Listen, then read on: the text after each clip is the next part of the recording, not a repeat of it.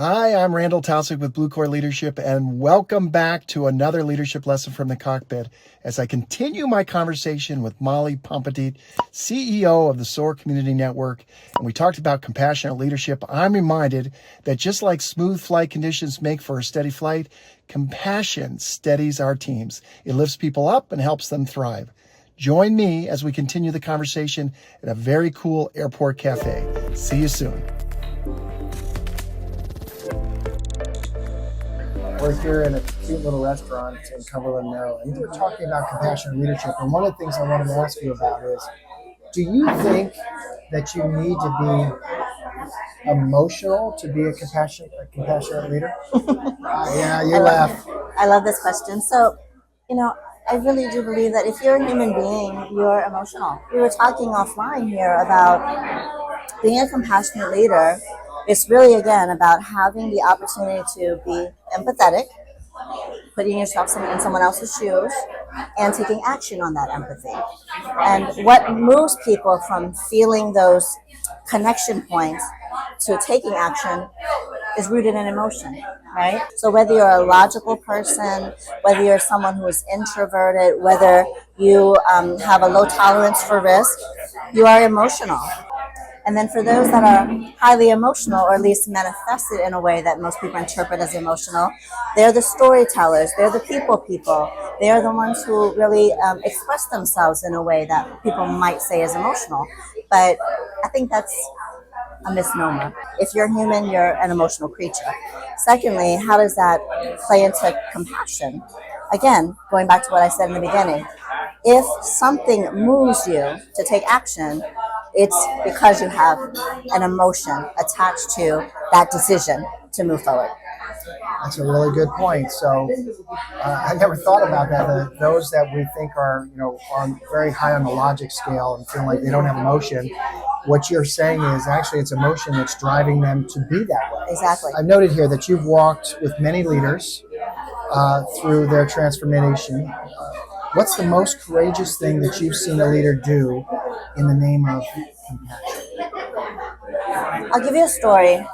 We were doing a leadership workshop, really a team building. And by the end of this retreat, the CEO basically said in the takeaway section, I want to apologize to someone in this room, another executive, for 17 years of mistreating you.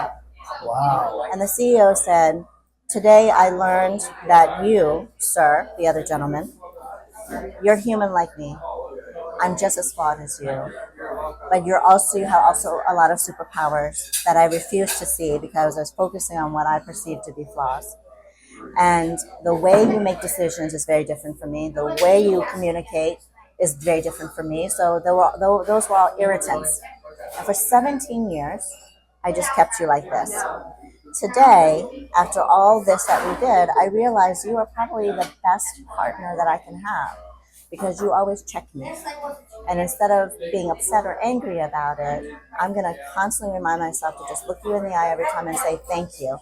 So that was, to me, one of the most profound because it was a public apology. That was very powerful. Wow, that's a great story. And that's a high level of emotional intelligence that came through. And it takes maybe an event or an environment like you created to get that awareness. And we talked about the self-awareness. Share a time when intuition supported your ability to pivot in your life. When I was 27 years old, I had an experience in my life that was very profound. I lost a fiance to a drowning accident. And I left all of my plans behind. Everything in my life was planned until when I was 27. Everything that I had planned manifested. It came true. Everything I ever wanted happened, even the love of my life at that time. And then the accident happened. And everything just shifted, including myself, including the understanding that, yes, planning is important, but you also have to live. You also have to be present. You don't know how much time you have left. And then after that loss, I had multiple losses back to back. My father to cancer within a 3-week battle. my best friend to suicide, my grandmother, so on and so forth.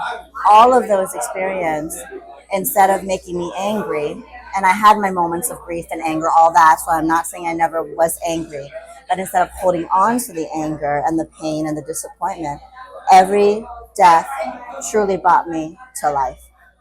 And so I share all of that to say that because of all of those experiences in my life, I trust my gut, my intuition more, because I know that if I tap into what it even feels like to understand and trust my intuition and my body and my spirit, when I feel peace and calm, when I don't have to manipulate a situation, when I don't have to grasp so hard or prove myself to win a client, then things shift. And so I would say that for me, intuition has become integrated in my life. It's so great. I so appreciate you sharing that. Those are deep experiences that you've had. And one of the things that came to mind as you were sharing that was that as your intuition, you're embracing more your intuition, it builds trust. And thank you for that. I really think that was. Thank you so much, Randy. Great lunch, great discussion. And now I just have a question or two for you. We talk about this compassionate leadership. If you think of organizations that you work with and organizations that you are going to work with, when they embrace compassionate leadership, what's the outcomes that you think they should be able to actually experience? The ultimate goal is that we're developing more mindful, empathetic, critical thinking, creative thinking, human-centered thinking leaders, okay? Because if the self, the individual, is more connected, has more clarity of the vision for their own personal life, let alone the vision for the company, and then you bring team members together who can talk about the things that matter as a collective, now you can put strategies together where everyone can get involved and can come from a place of true communication, connection, collaboration, then happens much better, more effectively. That's awesome. I would see, in terms of one of the things you could say is a return on the investment of compassionate leadership is one, you're going to be on the same page faster, and then two, I think the outcomes are going to be more powerful. But I want to tell you, I want to express to you how much I've enjoyed having you as a special leader in the cockpit doing a leadership lesson for the cockpit. So thank you very much. You've earned your hat. That's yours forever. And I look forward to continuing the conversation. Thank you so much, Randy. Appreciate you so much. Wow, that was a great flight with Molly. As I think back on our conversation, there's a few things that I think are worth mentioning as takeaways.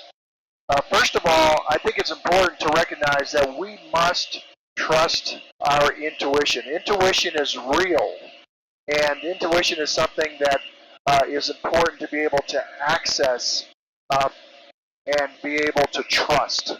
We also talked about compassionate leadership, and the interesting thing that I took away is that compassionate leadership starts with self-compassion.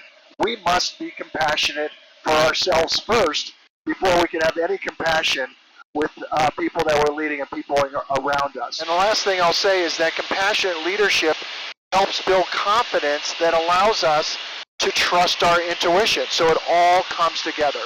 I have a feeling that I'm going to ask Molly to come back to the cockpit at some point in the near future. But until our next leadership lesson from the cockpit, thank you for taking the time to listen and being part of the conversation.